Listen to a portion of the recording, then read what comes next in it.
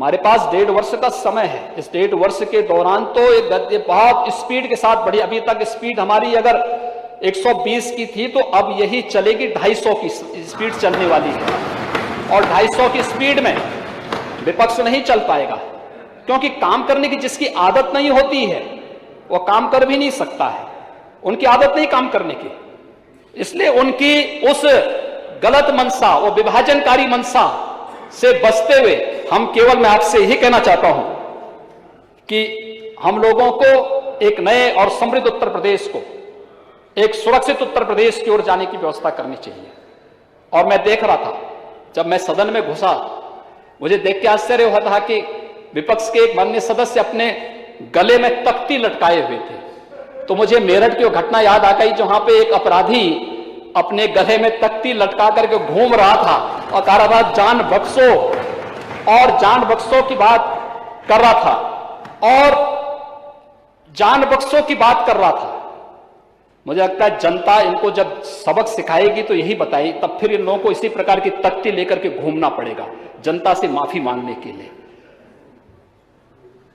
ये जनता के अदालत में ये लोग वहां पर जनता के सामने, इनके सामने जवाब देते हुए नहीं बनेगा। और किन किन लोगों के लिए, एक यानी आज तो सदन में खानों को बाहर करने की एक नई मुहिम चल पड़ी है।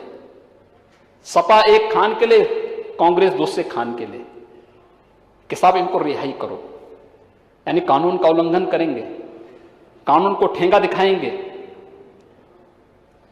उस प्रकार की गतिविधियों में लिप्त रहेंगे जो समाज विरोधी भी हो और कहीं ना कहीं सुरक्षा को चुनौती देती हो, और उस सबके बावजूद गले में तख्ती लटका करके उन खानों का समर्थन हो रहा हो, तो महोदय ये क्या संकेत करता है?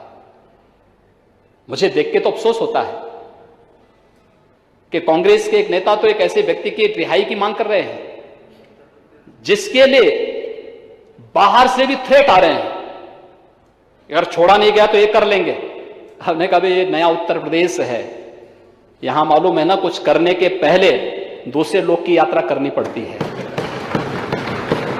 भूल जाइए, यहां आकर के धमकी दोगे और थ्रेट करोगे सुरक्षा मशीनरी को, तो ये स्वीकार्य नहीं हो सकता है। अगर दूसरे लोग की यात्रा करनी है तो इस प्रकार की थ्रेट दो। अरे थ्रेट हम सुनने वाले नहीं हैं। मुझे केवल आपसे यह अपील करनी है कि महोदय, आपने बहुत महत्वपूर्ण निर्णय लिया कोरोना कालखंड में सदन को चलाने का। यह हमारी संवैधानिक बाध्यता थी। मैं सभी माननीय सदस्यों को हृदय से धन्यवाद भी दूंगा कि मैं जानता हूं इसमें से बहुत सारे माननीय सदस्यों के परिवार के लोग उनको सदन में नहीं भेजना चाहते थे। मुझे लगता है कोई बिरला ही होगा, जिस खन्ना जी जैसे लोग होंगे जिनको कोई पूछने वाला नहीं होगा।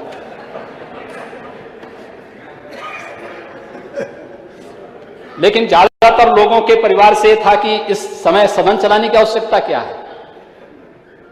लेकिन सदन चलाया गया, और सदन चलने के बाद आज हम सब यहां पर सदन की कार्रवाई को सफलतापूर्वक अनेक विधायी कार्यों को भी करते हुए अच्छा कार्य हो सकता है। सदन इस बात को साबित करेगा।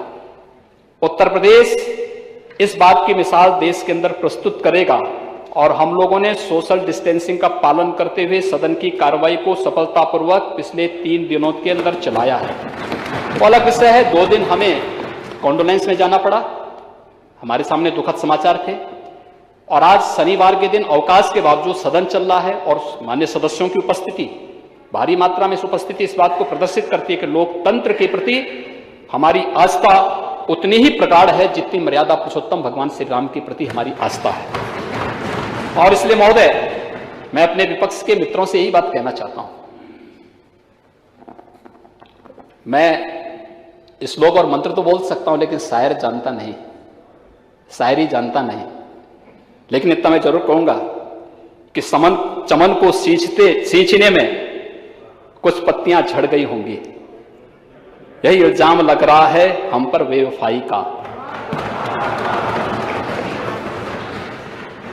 लेकिन महोदय, चमन को रौंद डाला जिन्होंने अपने पैरों से, वही दावा कर रहे हैं इस समन की रहनुमाई का। धन्यवाद।